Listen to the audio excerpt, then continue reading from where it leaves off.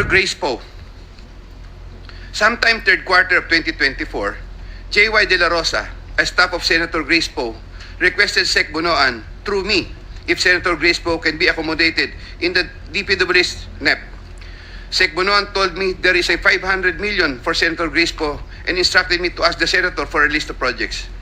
J.Y. De La Rosa told me to coordinate the matter with Mrs. Patron, a contractor. Mrs. Patron told me to prepare the list. Upon my instructions, Engineer Gerard Apollesia submitted a consolidated list of the following projects, 1 in Laguna and 3 in NCR. These projects are indicated in the list here to attach as Annex M. Thereafter, the list of projects was included in the NEP by Sec Bunoan through Yusek Cathy Cabral. Later on, the said projects appeared in the GAA for 2025. There was a 20% commitment collected for Senator Grace Poe. Mrs. Patron, a contractor, collected the commitment for Sen. Grace Poe at Diamond Hotel from one of my aides. Congresswoman Mary Mitzi Mitz Kahayon Uy. There were projects released in Congresswoman Kahayon Uy's congressional district which I facilitated. I submitted projects being proposed by her to proponents for funding, the details of which I am still verifying and confirming at the moment. Congressman Plerida Robes. There were also projects released in Congresswoman Plerida Robes' congressional district which I facilitated. I submitted projects being proposed by her to proponents for funding, the details of which I'm still verifying and confirming at the moment. Congressman Zaldico. In addition to my statements in my affidavit dated 25 of September 2025, I was told by Engineer Alcantara, Congressman Zaldi would from time to time deal also with Engineers Gerard Pacanan, Gerard Apollesia, and Danny Villa. There were times Engineer Gerard Pacanan and Gerard Apollesia would give me certain amounts, supposedly from Congressman Zaldico. Yusek Traigib Olevar of DepEd. In addition to my statements in my affidavit dated 25 of September 2025, I wish to add that I have known Yusek Traigib as early as 2010 when he was still a staff of Senator Bong Revilla. He is a common figure in budget deliberation hearings and by reason of which I had interacted with him on multiple occasions.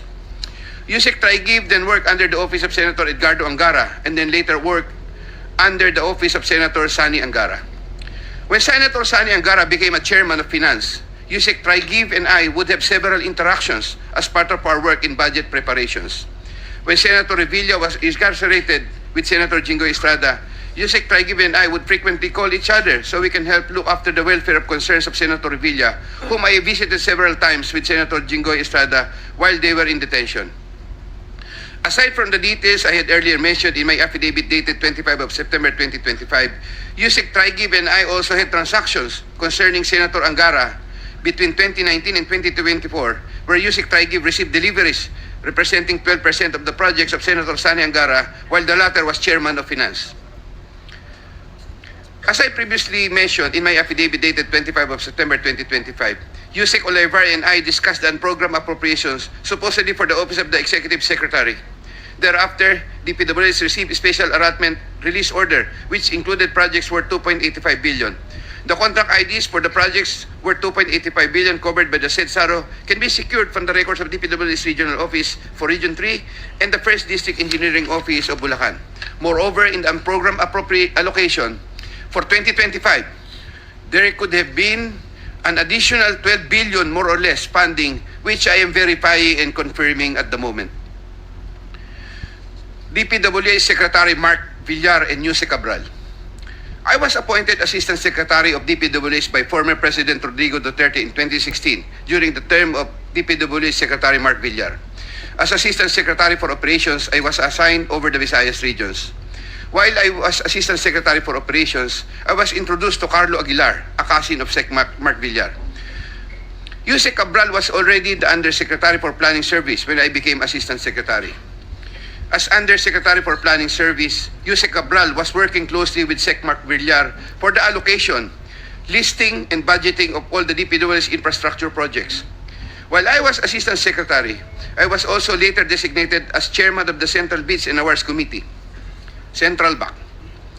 In the later part of 2017, I was promoted to Undersecretary of the DPWH during the incumbency of Senator Mark Villar and took my oath of office as Undersecretary before him. In the first quarter of 2018, I was designated as Undersecretary for Operations for NCR, 4B, and the 3 Visayas regions.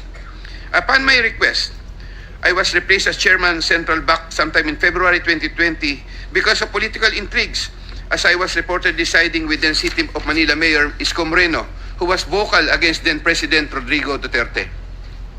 All of this time, the funding of all projects was cleared through Yuse Cabral for approval by Sec Mark Villar. From time to time, Yuse Cabral would ask me to submit detailed list of projects with regards to lump sum fund allocations of DPWH, which list she sometimes would approve herself or forward to Sec Mark Villar for approval. Among others, this included EDSA and other major roads, project allocations, maintenance of creeks and waterways, etc. The commission for these approved projects was 10% and divided as follows: 50% to Carlo Aguilar, presumably for Sec Mark Villar, 25% Yuse Cabral, 25% for myself. Undersecretary Maria Catalina E. Cabral. As a general rule, with very little exceptions, it is Yuse Maria Catalina Cabral, with the imprimatur of Secretary Mark Villar, and later continued by Sec Manny Bonoan, who had control at the DPWH level to remove, include, add, deduct, or modify insertions of items in the NEP for infrastructure or those pertaining to DPWH. Yuse Cabral would tell me that she would communicate and meet legislators to inform them of the amount of their allocations and ask them for titles of projects that they want to include in the DPWH budget. In a matrix of process flow that I have prepared, which I am attaching here to as Annex N, Yuse Cabral has total influence and authority in preparing and finalizing the NEP for infrastructure. On multiple occasions, I personally delivered and also caused to be delivered cash to Yuse Cabral at her house at Tatalon, Quezon City, and other places.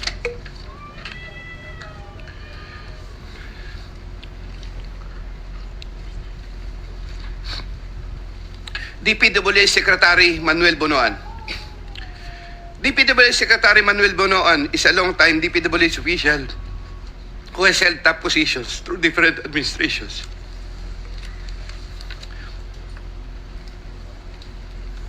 I look up to Sec Bonoan and consider him as a mentor. I treasure his guidance and friendship over the years. Prior to Sec Bonoan's assumption as Secretary of DPWH, I was the Undersecretary for Operations and Planning for NCR, Visayas, having assumed the said position in 2018. Unlike during the time of Sec Mark Villar, when I was not given much task, even removed as PAC chairman, and had very limited operational functions during the COVID pandemic period, Sec Bonoan entrusted me with more operational functions and let me work more closely with Yuse Cabral. Sometime in 2022, Sec Bonoan directed me to submit a list of projects for possible inclusion in the NEP for fiscal year 2023 worth around 450 million. Without question and delay, I asked Bulacan First DEO for a list of projects for funding. Thereafter, Engineer Alcantara submitted to me a list of projects for funding under the NEP. Those projects are indicated in the list here to attach as Annex O. In compliance with this order, I forwarded the list to Sec Bonoan. He told me that Undersecretary for Planning Maria Catalina Cati Cabral shall facilitate and ensure the inclusion of these projects in the NEP. Engineer Alcantara gave the 10% of the value of the projects. Similarly, in 2023, Sec Bonoan directed me to submit a list of projects for possible inclusion in the NEP for fiscal year 2024 worth around 150 million. Again, without question and delay, I asked Bulacan First DEO for a list of projects for funding. Thereafter, Engineer Alcantara submitted to me a list of projects for funding under the NEP. Those projects are indicated in the list here to attach as Annex P. In compliance with this order, I forwarded the list to Sec Bonoan. In compliance with this order, I forwarded the list to Sec Bonoan. Sec Bonoan said that Yuse Cabral shall again facilitate and ensure the inclusion of these projects in the NEP. Engineer Alcantara gave 15% of the value of the projects. Also in the year 2024, Sec Bonoan also directed me to submit a list of projects for possible inclusion in the NEP for fiscal year 2025 for the amount of 900 million. I asked Bulacan First DEO for a list of projects for funding. Thereafter, Engineer Alcantara submitted to me a list of projects for funding under the NEP. Those projects are indicated in the list here to attach as Annex Q. In compliance with this order, I forwarded the list to Sec Bunoan. Sec Bunoan said that Yusek Cabral shall again facilitate and ensure the inclusion of these projects in the NEP. Engineer Alcantara gave 20% of the value of the projects. With respect to the commitments collected by Engineer Alcantara narrated above, Secretary Bunoan and I received a percentage. In many instances during budget deliberations, I was tasked by Sec Bunoan to talk to legislators over their funding and other concerns, and to forward these concerns to Yusek Cabral for action and resolution. Sec Bunoan and Yusek Cabral. Every year, including years 2023, 2024, and 2025, Yusek Cathy Cabral apportions the budget ceiling for the DPW's allocable NEP among the districts according to the endorsed programs, activities, and projects, PAPs.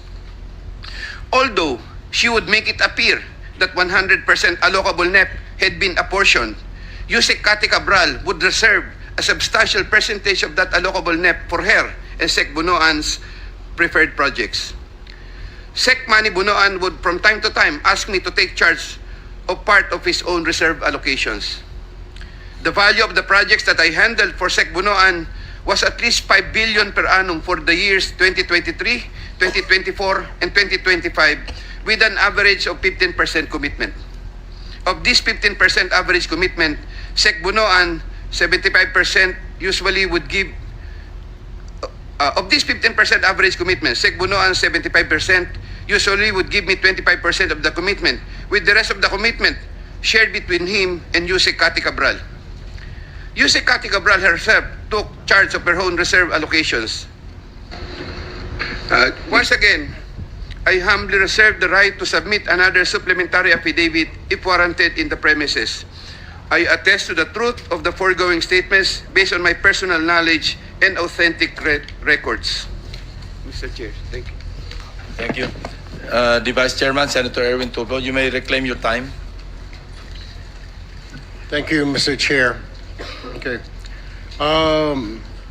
Aside from the tables attached as annexes, may iba ka pa bang ebidensya na magpapatunay po sa inyong sinumpaang salaysay?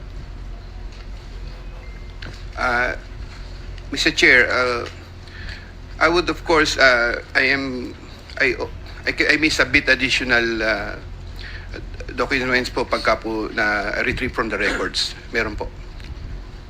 Alright.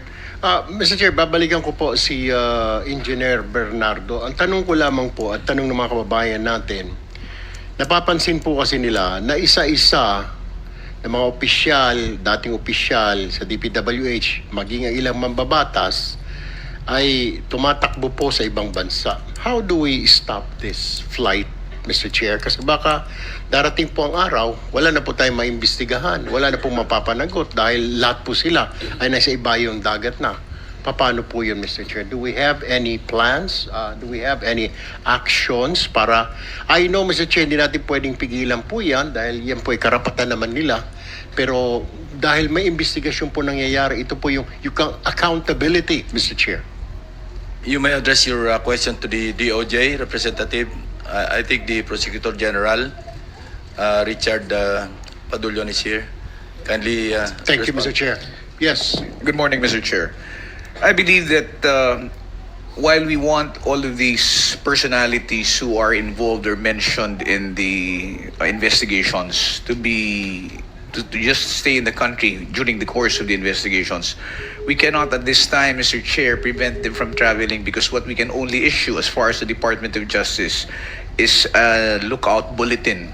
A lookout bulletin operates only to check on the records of the passenger who would want to leave, but it would not prevent them from being able to leave the country. There is no legal impediment for them to leave because it would be violative of their constitutional right.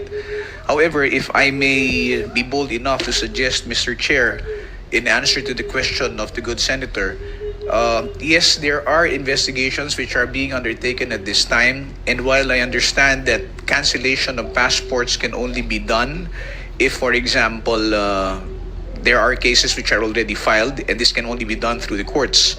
I believe that representations can probably be made by the investigating bodies with the executive branch, that would be the Department of Foreign Affairs, to possibly hold or possibly cancel passports of those who are undertaking or undergoing investigations, Mr. Chair. Linawin ko lang, Mr. Chair, parang pwede lang yatang kanselahin ang mga passports ng mga ito kapag sila po'y nakasuhan na. Pero what I'm talking about, yung hindi pa po nakakasuhan. Kasi it is not enough yung lookout bulletin. Wala naman hong saysay yun eh. Kahit na nandoon siya sa lookout bulletin, pwede niya sabihin, wala pa naman ho akong kaso. The only way to stop that person is kung may hold departure order, which we know kung may kaso na. So, ano hong pwede bukod dyan na sinasabi sa lookout bulletin? Are you suggesting na the DFA kanselahin ang passport? But can we do that? Wala pa naman po silang kaso and it will violate their constitutional rights. I understand, Mr. Chair, if I may, sir, answer the question. I agree with you totally that there is no basis to cancel the passports up until the time that there are cases which are filed as against them and there are representations or there's an order issued by the court allowing for the cancellation. But the question earlier was with respect to what can be done at this time while there are no cases which have been filed. The only solution that I can find for this particular predicament, Mr. Chair, is for us to fast-track the filing of the cases or for cases to be fast-tracked so far as investigations are concerned before the Office of the Secretary of Justice and before the Office of the Ombudsman. And then and only then, once these cases are filed in court and warrants are issued, can we move for the cancellation of the passports. In the meantime, the suggestion that I made earlier was just a suggestion, Mr. Chair, if only to address the concern of what can be done in the meantime while there are no cases yet which are filed in court. Kailan po kayo magpa-file ng mga kaso? Kailan po natin makikita na ang DOJ ay magsasampa na po ng kaso?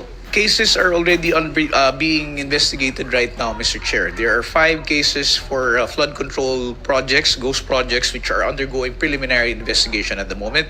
There are several cases also which are undergoing evaluation by the Department of Justice. I believe there are also cases which are also pending before the Office of the Ombudsman, Mr. Chair. We expect to terminate the preliminary investigation of the first 5 cases probably within the first week of December or by the middle of December, sir. To know kung ito po mga cases that will be filed by the DOJ ay mga officials lang po ito ng DPWH, former officials and contractors. Meron po bang kasama mga politiko na rito? As of this time, Mr. Chair, as far as the first 5 cases which are undergoing investigation, it involves only officials of the DPWH, particularly those in District 1 in Bulacan, sir. All right. My next question is, Mr. Chair, alam kong sinusundan nyo rin po at ano na ho nangyari? I don't know if you can answer this, Attorney Fadulyon, kayo po sa DOJ. Nasaan na po yung ating witness na si Ginoong Guteza? Because yung kanya pong testimony ay napakalaki po. Lahat po tayo nagimbal dito. So we want to find out, is he okay? Where is he at? Is he still alive? Is he dead? Ano ho nangyari? Mr. Chair, Department of Justice would not be in any position to ascertain the whereabouts of Mr. Gutesa. As far as we know, he did testify here in the Senate Blue Ribbon Committee, but the Department of Justice never had any interaction with him after that particular testimony. There was no representation made as to his interest in being covered by the program or being granted any protection. And we know for a fact that the intervention by the Witness Protection Program is something which is done voluntarily by the one who is making the application. Inasmuch as there was no application made, we have not had, since the time of his testimony here before the Senate Blue Ribbon Committee, any interaction with Mr. Gutesa. So we would not be in a position to say where he is right now or what his condition is, sir. Mr. Chair, may I ask the Secretariat if we sent out subpoena or invitation to Mr. Gutesa? Because I'm concerned po. I mean, he made a lot of revelations here during the last meeting when he was here. So we want to find out that gusto natin siyang tanungin, where did you get all this information? Pero tila wala ho siya. Now, did we invite him? Yes, Mr. Vice Chairman.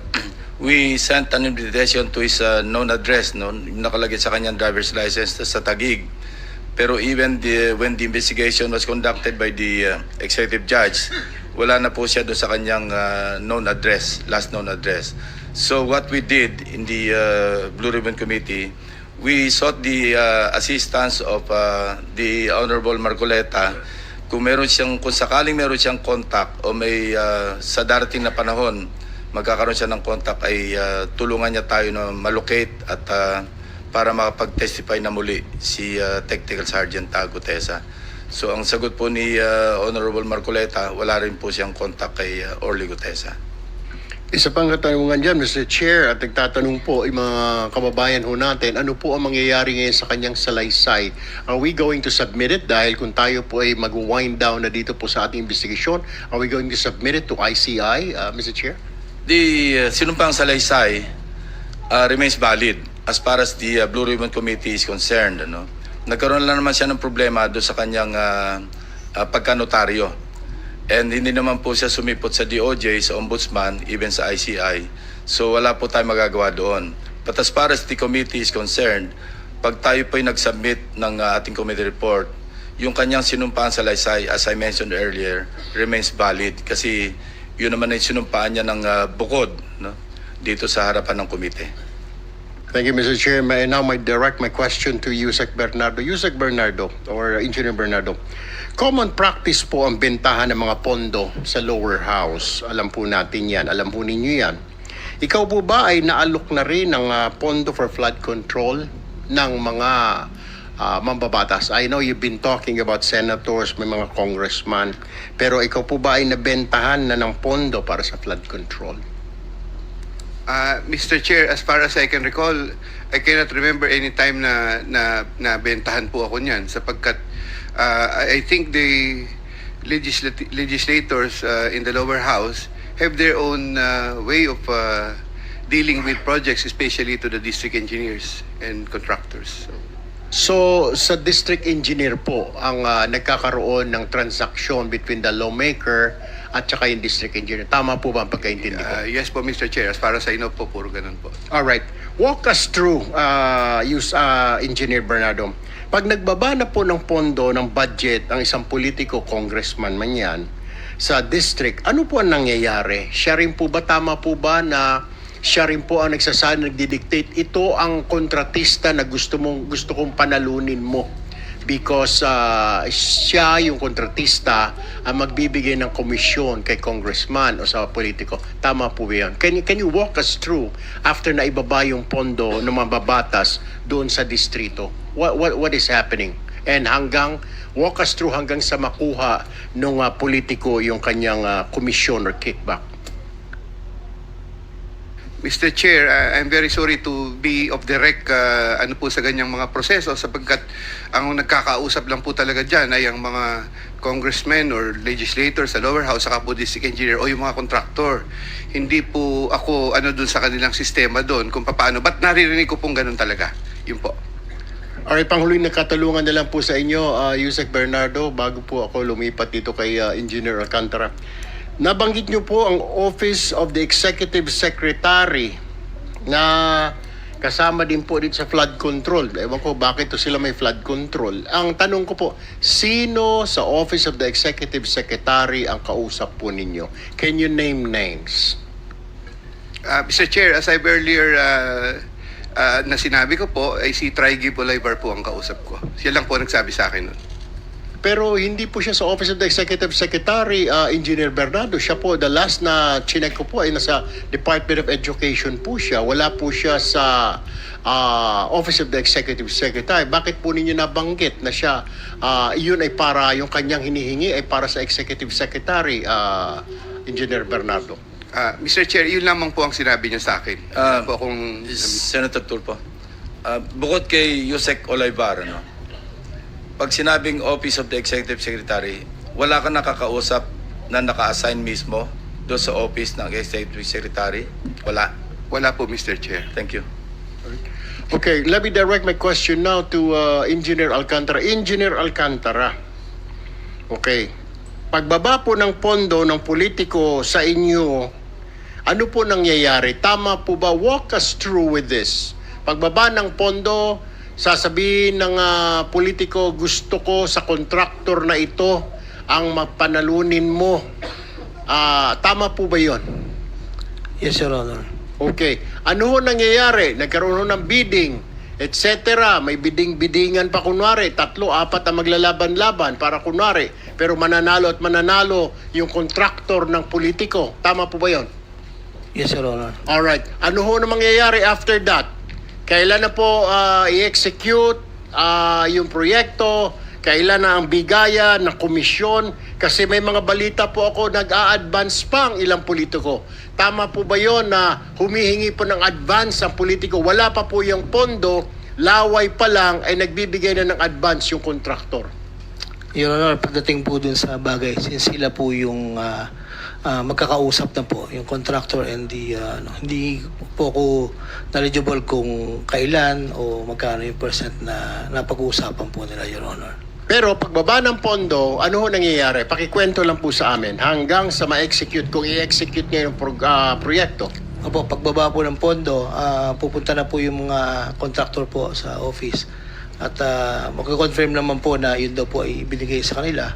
So, makipag-usap naman po sila doon sa coordinator for the procedure of the bidding. And then, ibibid po, i-implement, doon po nangyayari. Pero yung bigayan po nung obligasyon, since sa amin po ang nagpapamigay po talaga, hindi naman po kami.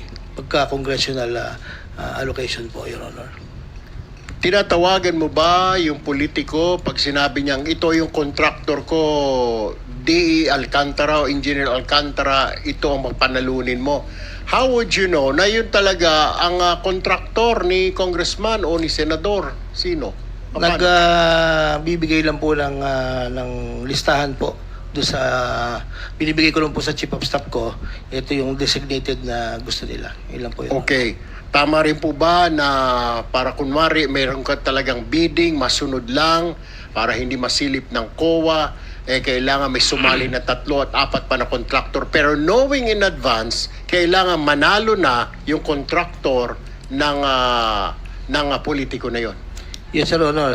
Yung mga contractor po na designated, they're the one who will talk to the coordinator po ng mga contractors po, Your Honor. So, yung bidding po na nagaganap ay bidding-biddingan na lang kung tawagin.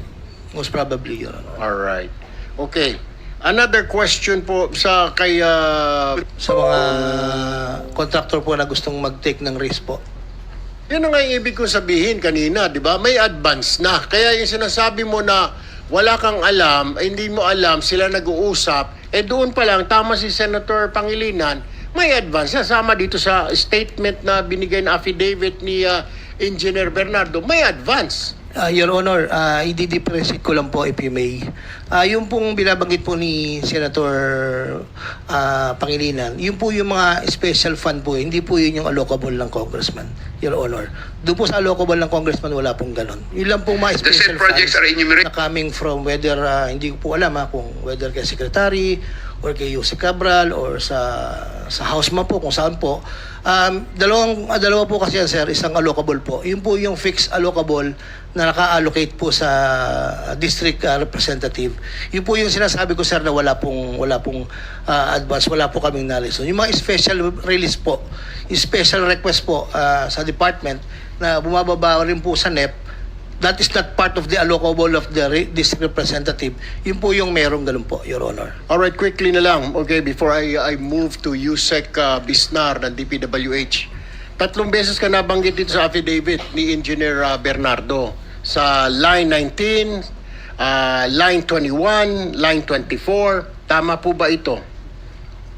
Itong sinasabi na 3rd quarter 2024, I asked District Engineer Alcantara to prepare a list. Tapos sa line 21, 1.5 billion submitted by Engineer Alcantara.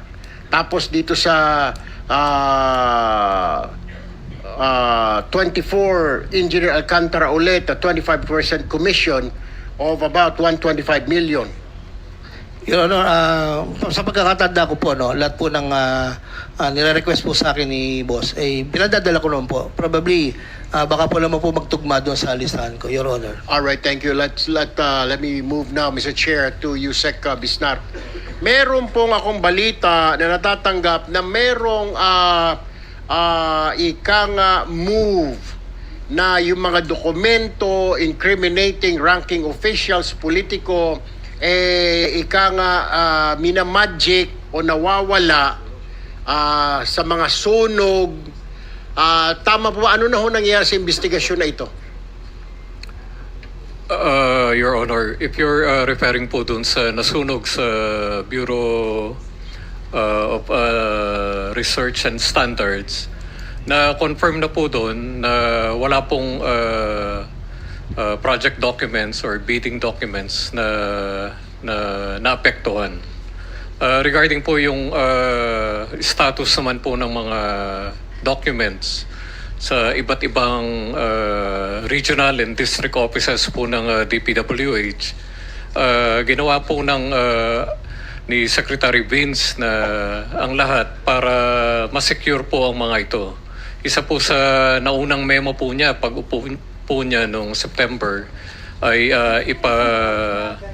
digitize ang mga documents at ipa-secure sa mga regional and district officials, Your Honor. Did you take a second look dito sa DPWH Bureau of Research and Standards building sa Nia Road? Kasi po, sir, totoo ba ang balita na natanggap po sa aking informante na yung DPWH BRS building na sinasabi nyo na wala mga records, ito po ay dating tanggapan ng ex-wife po ni Engineer Bryce Hernandez na si Engineer Mel Clarice Santo Domingo. Did you look at that angle? Titingnan po namin, Titingnan pa Your lang po Honor. ninyo. Hindi po Narinig po namin yung information na Alright. yung former wife po ni Engineer Hernandez ay doon po naka-assign Okay. bago po siya submit ng resignation. Pero wala pa pong confirmation kung meron po ba siyang hawak na mga documents pertaining po sa mga flood control and other infra projects, Your Okay, Honor. pakitignan lang po, Yusek Bisnar, kasi, well, actually, may mga duda ang ilang mga kababayan natin. I just read this in the newspaper also. Last question na lang po, bilisan na lang po ninyo. Ano po nangyari doon sa tampering sa Baguio City? Yung pinasok po yung opisina ninyo sa Baguio City, destruction of documents sa Baguio City District Engineering Office. Bakit daw po? Tinanong nyo na ba yung tao? Bakit sinira? Bakit sino ba yung sa dokumento na yan? Opisyal ba yung sa dokumento na yan? Mambabatas na naman ba yan? Did you ask? Ano ho nangyari? Ilang buwan na ho yan? What's your report? Kukunin ko po yung huling report po doon. Ang nakuha po namin is PNP po ang nag-imbestiga nung alleged tampering. For the meantime po, nirelieve na po si District Engineer Sarate ng Baguio City dahil po dun sa allegation na yun, Your Honor. Kasi nga po, may tampering. Ibig sabihin, may tinatago, di po ba? Siguro, baka may kumausap po sa kanya. So we really need to look into that, Yusek Bisnar. Ano po, hindi po natin ipalawalang bahala. Kasi, marami pong nadadamay dito. Siyempre, marami pong gusto magpalusot at ayaw masama rito. So you really need to take a look into that, okay? Yes, Your Honor. I would need a report from the DPWH. Maraming salamat po, Mr. Chair. We will submit, Your Honor. The Senate President is recognized. Thank you. Thank you, Mr. Chairman. Tama-tama yung nabanggit ni Senator Erwin being the Vice Chairman, yung kangay mga nabanggit. I would just like to manifest na and caution the committee na yung mga natatanggap nating impormasyon maayos naman at ito naman yung mga sinumpaang salaysay, pero there are certain concerns na kailangan we take it as it is. Like for example, pagbanggit ng staff ni ganon, hindi siya, yung staff niya, di ba? For example, yung kay Senator Grace po, staff ni Grace po yung kausap, hindi si Grace po. Okay, and then also doon sa percentage supposed to be for Senator Mark, sabi presumably for, hindi rin sinabi sa affidavit na sa kanya, di ba? Okay. Anyway, just a manifestation for the consumption of the committee pag ina-analyze natin itong mga nakukuha natin mga affidavits at saka mga sworn statements. Now, my real question actually was directed to the former hearing we had during the time that Senator Marcoleta was the chairman of the Committee on Blue Ribbon. Naalala ko lang kasi na hiningi natin yung ledger from Mr. and Mrs. Diskaya, the ledger na hawak nila. As a matter of fact, there is a subpoena, duces tecum issued. So, did you submit it already or can we have it? Your Honor, nakakulong po ako sa detention. Katunayan nga po sa ICI po nung nakaraan ay humingi po kami ng forlaw yata ang tawag doon, na mahanap ko po sana yung mga ledger na yon. So hindi rin po sila gumawa ng sulat sa Senate po, yung ICI. Bali hindi ko po na-comply po, Your Honor. Si Mrs. Diskaya, hindi naman siya naka-confine dito sa atin. Hindi ba pwede Wala siya? po siyang, Your Honor, wala po siyang idea dun sa mga kasi ako po ang may ka-transaction po dun sa ibang politician po. Hindi ba pwedeng sabihin kay Ms. Diskaya kung saan nakalagay? So, pwedeng natin pakuha ngayon para andito pa naman tayo. Meron subpoena duces tecum dyan. Your Honor, wala po siyang idea po dun sa ganung klase ng transaction ko po. Mr. Chairman, with the permission of the Senate President and the Chairman, Yes, go ahead, it please. has not, walang kinalaman yung kung alam niya yung transaction o hindi. Kung alam mo nasaan yung ledger, sasabihin mo sa kanya, andito yung ledger, pakikuha at ibigay sa akin. Hindi ba? For the record, Mr. President. Your Honor, kasi nag-transfer po kami sa office po namin. So, hindi po nila, kahit ako din po, Your Honor, hindi ko rin po matansya kung saang bandang particular ng mga lalagyan po namin na ilagay sa dami po ng aming mga documentation. Yeah, para lang ma-refresh yung memo, with the permission of the Senate President, Senator Pangilinan. Joint affidavit yung sinapit nyo noong chairman si Senator Marcoleta, no? Na sinasabi nyo, kayong dalawa nagsasabi, ito ay binibigay namin sa kanila ng cash. Ang bawat transaction ay may karampatang voucher at ledger na nagsasaad ng mga araw kung kailan nila natatanggap. In fairness to the congressmen and in fairness to the committee, kailangan namin yung ledger because mananatili itong say-so o he says, she says itong inyong salaysay. So kaya nga binigyan namin ng pinadala namin ng subpoena duces tecum si Mrs. Sara Diskaya para dalhin niya yung ledger. At inamin nyo na mayroong ledger. It's a matter of record. Public record ito eh. Ngayon sasabihin mo hindi makita yung ledger. Pagka ganyan, baka may mag-move dito, makontempt si Mrs. Diskaya. Magkakasama kayo sa detention center, sa detention cell.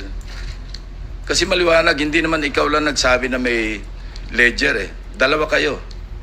Kasi nga sinumpang salaysay ito eh. Your Honor, ang binasa lang po ng misis ko doon sa affidavit po ng una ay hanggang paragraph 15 lang po. Hanggang doon lang po siya nagbasa kasi doon lang po yung... We will excuse you. Sasamahan ka ng Sergeant at Arms para kunin yung ledger and we will wait for you. Mr. Chair, if I may add. Yes, Senator Pangilinan. Yes, yun ang ginawa natin kay Mr. Hernandez. Ipinakita niya na gusto niyang puntahan yung kanyang opisina o kung saan man yung bahay para kunin yung mga dokumento. At si Mr. Diskaya should be able to do the same. Yeah. Pareho na kayong dalawa, mag-asawa. Pa-escorta namin kayo sa USAA para magtulong kayo hanapin yung ledger. Kasi kayo rin, sa inyo rin ang galing na mayroong ledger.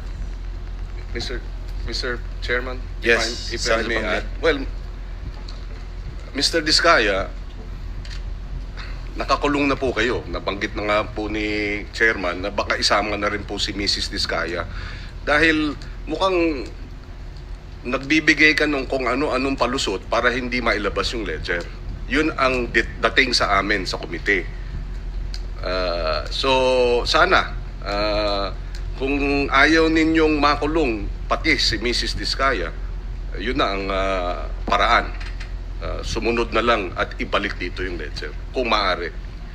Mr. Chair, with the permission of the Senate President. Yes, ma'am. Yes, I just wanted to find out what happened to the ledger. So I give up on my time, Mr. Chairman. Mr. Chair, I share the concern of the Senate President na ni-reiterate ni Senator Pangilinan, ni-reiterate din In the ng DPW's chairman. NEP. At ngayon, kaya nila sinabi na i-excuse kayo, Ms. Diskaya, para kunin yung ledger na yan.